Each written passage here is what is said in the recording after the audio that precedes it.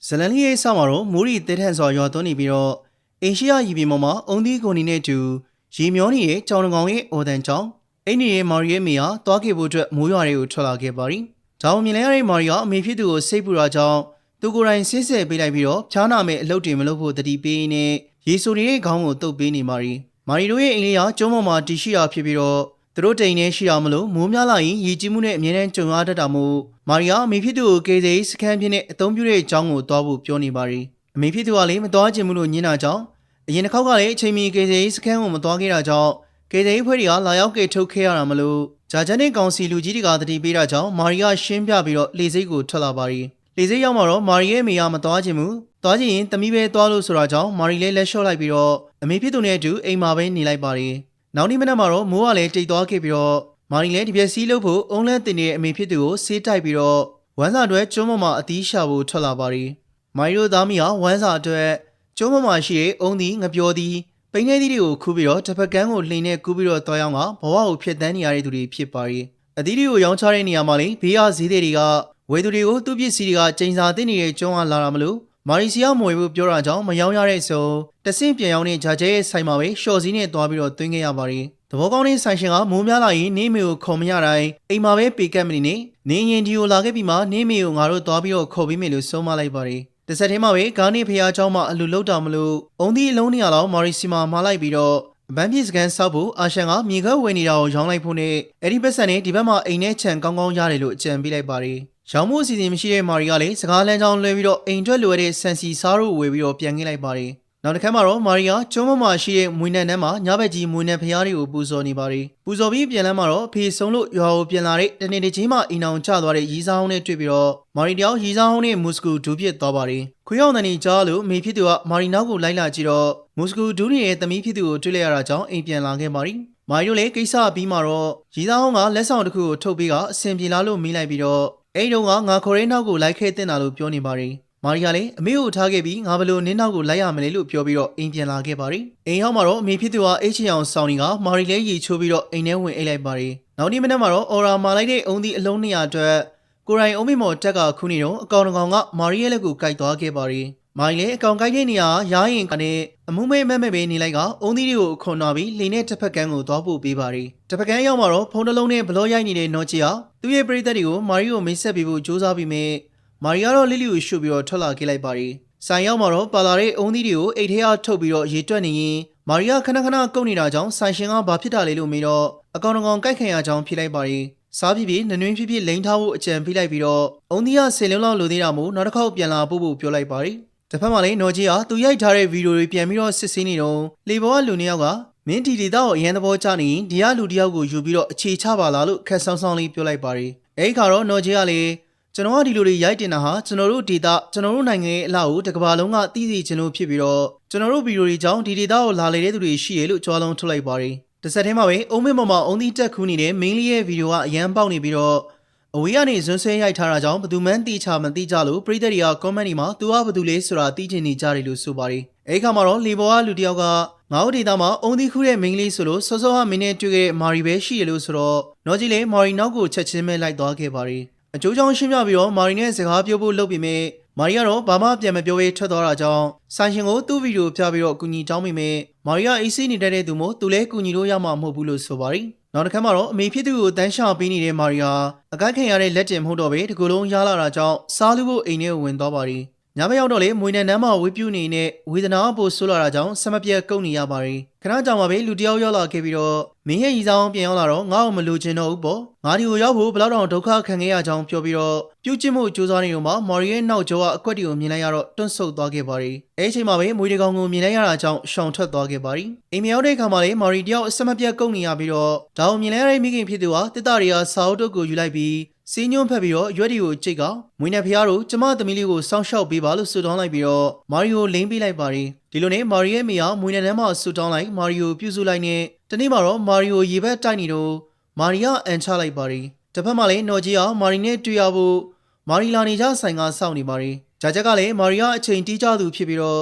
ကျန်နေတဲ့အုံသီး10လုံးလာမပို့နိုင်တော့သူတခုခုဖြစ်နေလို့နေမယ်ဆိုပြီးတော့ ဂျာဂျန်နဲ့နော်ဂျီတို့ကမာရီတို့အိမ်ကိုလှီနဲ့ထွက်လာခဲ့ပါတယ်ထုံးစံတိုင်းနော်ဂျီကလီပေါ်ရောက်တာနဲ့ဖုန်းကိုထုတ်ပြီးတော့အခုသူတို့သွားနေတာဟိုတနေ့ကအုံမင်းမော်အုံသီးတက်ခူးနေတဲ့အမျိုးသမီးရဲ့အိမ်ကိုဖြစ်ပြီးတော့သူတို့အိမ်ကကျွန်းပေါ်မှာတလုံးနဲ့ရှိတာဖြစ်ကြောင်းအခုကျွန်းပေါ်ရောက်ရှိမှဖြစ်ကြောင်းလိုက်လွှင့်နေပါတယ်ဂျာဂျန်ကတော့မွေနန်းမှာဝေးပြုတ်နေတဲ့မာရီရဲ့မိခင်စီရောက်လာခဲ့ပြီးတော့မာရီကိုမေးတော့သူချိန်စာတစ်နေတယ်တကားဖွင့်မပေးဘူးလို့ဆိုတော့ဘာချိန်စာလဲအင်ကိုသွားကြည့်အောင်လို့ဆိုတာအိမ်ရောက်တော့တကားဖွင့်ချလိုက်တဲ့မာရီကိုတွေ့လိုက်ရပါတယ်ချက်ချင်းပဲမာရီကတကားပြန်ပိတ်လိုက်တာကြောင့်ဗီဒီယိုရိုက်နေတဲ့သူကိုပိတ်လိုက်ဖို့ပြောပြီးတော့မာရီကိုလည်းဆေးရုံကိုသွားဖို့နားချလိုက်ပြီးတော့သူနာပြုကိုခေါ်ကဆေးနဲ့ပတ်တီးစီးပြီးလိုက်ပြီးတော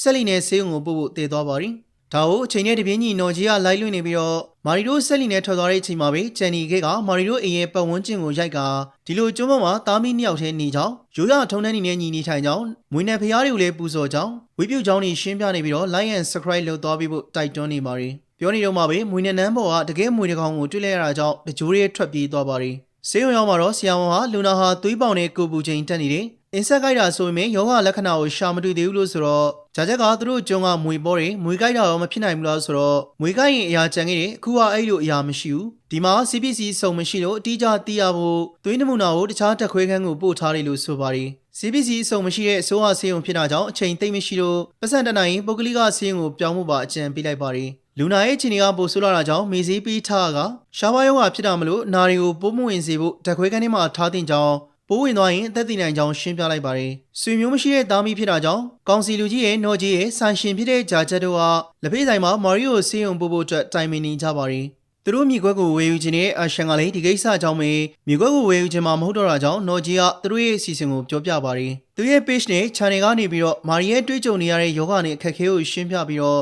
စေကူသားစီလူငွေကောက်ခံလို့ရနိုင်ကြောင်းရှင်းပြပါတယ်။ဖြစ်နိုင်မဖြစ်နိုင်မသိကြဘူး။ခုခေတ်မှာ social media ရဲ့အင်အားအရန်ကြီးပြီးတော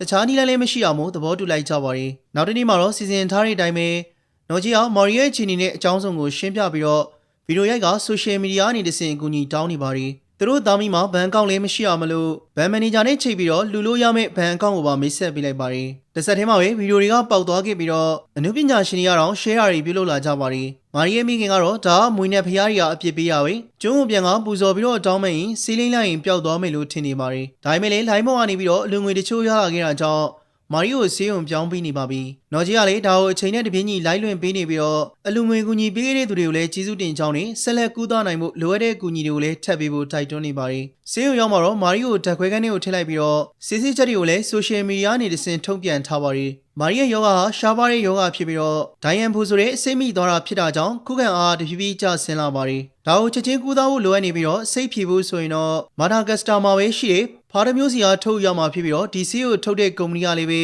UFA ဆိုတဲ့ကုမ္ပဏီတစ်ခုပဲရှိတာဖြစ်ပါတယ်။ဒါပြင်မာရီရဲ့ယောဂနဲ့ပတ်သက်ပြီးတော့ဖြစ်လာနိုင်တာတွေကိုလည်းရှင်းပြထားပါတယ်။အဲဒီဆေးကို3ရက်တွင်ရောက်လာဖို့လွတ်ဆောင်မှာဖြစ်ပြီးတော့ရောက်မလာခင်တော့ခန္ဓာကိုယ်အတွင်းပျက်စီးတာတွေရေပြားပုတ်ပွားတာတွေအစိတ်တက်ပြီးတော့ရွှေ့ရသွားနိုင်တာတွေကိုရှင်းပြပြီးတော့အသက်ဆုံးရှုံးရနိုင်ကြောင်းရှင်းပြထားပါတယ်။တစ်ဖက်မှာလည်းနော်ကြီးကမီဒီယာတစ်ခုနဲ့အင်တာဗျူးပြုလုပ်နေပြီးတော့အခြေအနေတွေကိုရှင်းပြကလိုအပ်တဲ့စေကူသားစရိတ်9.25 မီလီယံကိုလည်းလှူပေးကြဖို့တောင်းဆိုနေပါတယ်။မာရီရဲ့မိကလည်းကျွန်းမမာနေခဲ့တာမလို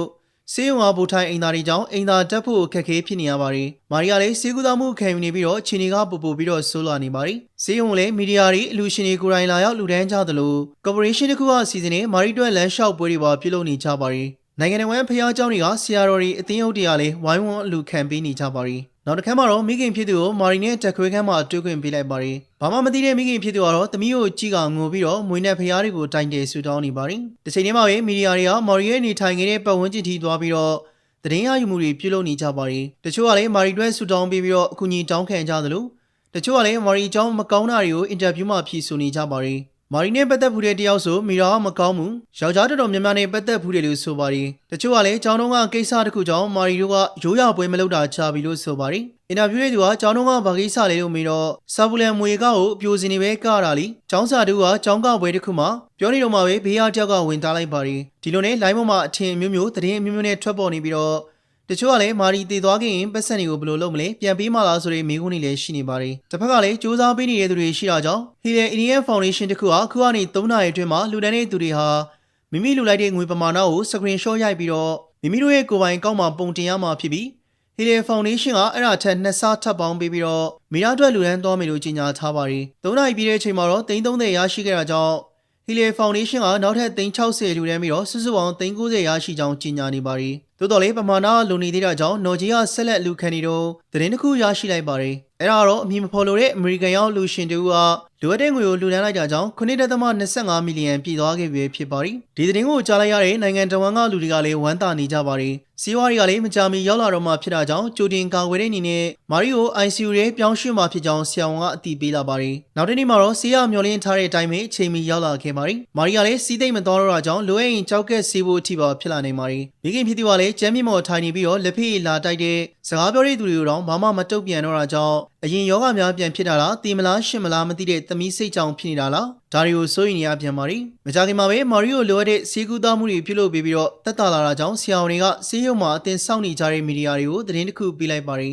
မာရီကစိုးရိမ်ရတဲ့အခြေအနေကနေကျော်လွန်လာပြီးဖြစ်ပြီးတော့မကြခင်ပျောက်ကင်းသွားဖို့ကြိုးစားနေကြောင်းသတင်းပေးလာပါတယ်သတင်းတော်တို့ကဆေးရီကို3ရက်တွင်ရအောင်ဘယ်လိုစီစဉ်ခဲ့လဲလို့မေးမြန်းလိုက်တော့ပုံမှန်ဆိုရင်တပတ်ကျော်ကြာတဲ့အခြေအနေကိုကျမတို့ဆေးရုံအနေနဲ့ဟိုဘက်ကကုမ္ပဏီကိုဓာတ်ရိုက်ဆက်သွယ်ခဲ့ပြီးတော့ကျမရဲ့ဝန်ကြီးဌာနနဲ့ပို့ဆောင်ရေးဝန်ကြီးဌာနတို့ရဲ့အကူအညီတွေနဲ့ဒီလိုအချိန်တိုတွင်ရရှိခဲ့တာဖြစ်ကြောင်းရှင်းပြပါတယ်တစ်ဆက်တည်းမှာပဲမာရီယာဘယ်တော့ဆေးရုံပြန်ဆင်းရမလဲဆိုတော့3-4ပတ်လောက်ကြာမယ်လို့ဆိုပါတယ်အလူငွေတွေရောဆေးဖို့ကြည့်ပဲလားဆေးကုသဆေးရောပါလားဆိုတော့ဒါတော့သူ့ရဲ့တာဝန်ရှိသူမဟုတ်လို့မရှင်းပြနိုင်ဘူးလို့ဆိုပါတယ်တစ်ဖက်မှာလည်းလူရှင်တွေဆက်လက်လူတန်းနေတာကြောင့်ပိုတဲ့ငွေတွေကိုမာရီတို့သားမိအတွက်ပြန်လည်ထူထောင်ရေးမှအသုံးပြုသွားမှာဖြစ်ပြီးတော့ပုံနေသေးရင်မကျမ်းမာတဲ့သူတွေအတွက်လူဒန်းသွားမယ်လို့နော်ဂျီကဂတိပေးလိုက်ပါတယ်မိခင်ဖြစ်သူကလည်းမာရီတွေးခွင့်ရပြီးပျောက်ကင်းသွားရင်ကျွန်းကိုပြန်သွားပြီးတော့မွေးနဲ့ဖျားတွေကိုပူဇော်ပွဲလှုပ်ဖို့ပြောနေပါတယ်တာဝန်ကျတဲ့သူများပြောပုံမအင်းဆက်တွေတလောက်များတဲ့ကျွန်းကိုပြန်သွားမလို့လားလို့မေးလိုက်တော့ငါတို့ကကျွန်းကိုမပြန်တော့ဘယ်မှာနေရမလဲလို့ပြန်မေးလိုက်ပါတယ်နောက်တစ်ခါမှာတော့ Helier Foundation ကဒီကိစ္စကိုကောင်းကောင်းအသုံးချနိုင်ခဲ့တဲ့သူကိုဂုဏ်ပြုလိုက်ပြီးတော့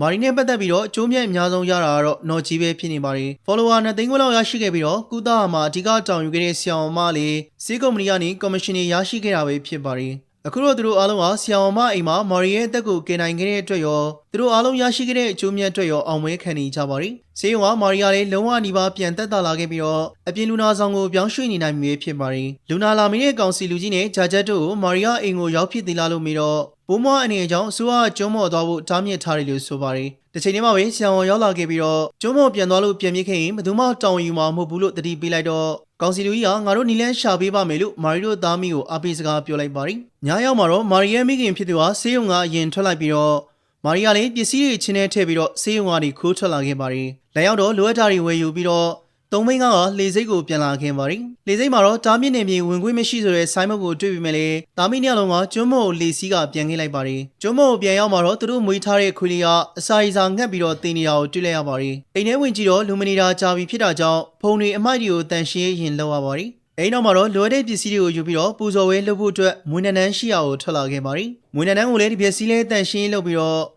့ပူဇော်ဝဲလုပ်ဖို့စတင်ပြင်ဆင်ပါရီစီမီပန်းရီချမ်းနွားနို့စတာတို့ကိုပြင်ဆင်ပြီးတော့မိခင်ဖြစ်သူကမာရီကိုရေစင်ပတ်ဖြန်းမှုပြောလိုက်ပြီးတော့စတင်ပူဇော်ပါရီဒီနေရာမှာကျွန်တော်ရဲ့အတန်မပါပဲသူတို့ရဲ့ပူဇော်ဝဲပြုလုပ်ပုံကိုဘ ഹു တုဒအနေနဲ့ခဏလောက်ခန်းစားကြည့်ပါခင်ဗျာ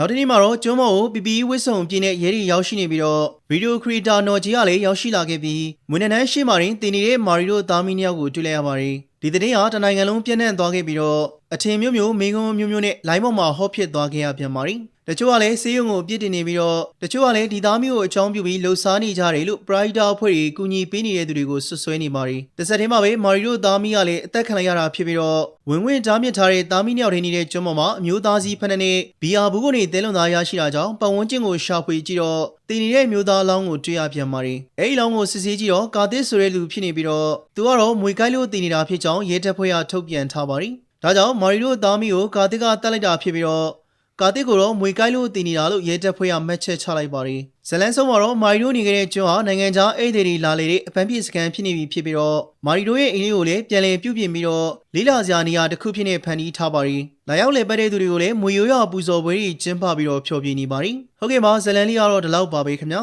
။အဆုံးထိနားဆင်ပေးလို့ကျေးဇူးထူးပဲတင်ရှိပါတယ်။နောက်များမှာလည်းအခုလိုဇလန်ကောင်းတွေကိုအမြဲတမ်းတင်ဆက်ပေးနေဦးမှာဖြစ်လို့ ကျွန်တော်တို့ရဲ့ channel လေးကို like and subscribe လုပ်တော့ပေးကြပါအောင်ခင်ဗျာ